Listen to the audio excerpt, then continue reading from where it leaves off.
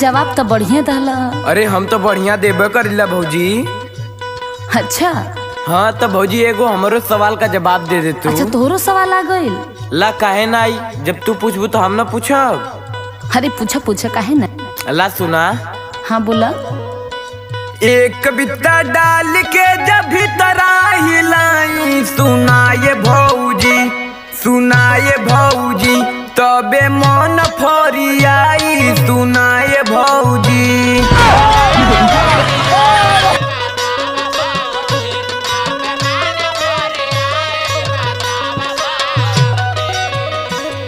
बस यही सवाल। हाँ भौजी हमारे पहले यह सवाल है।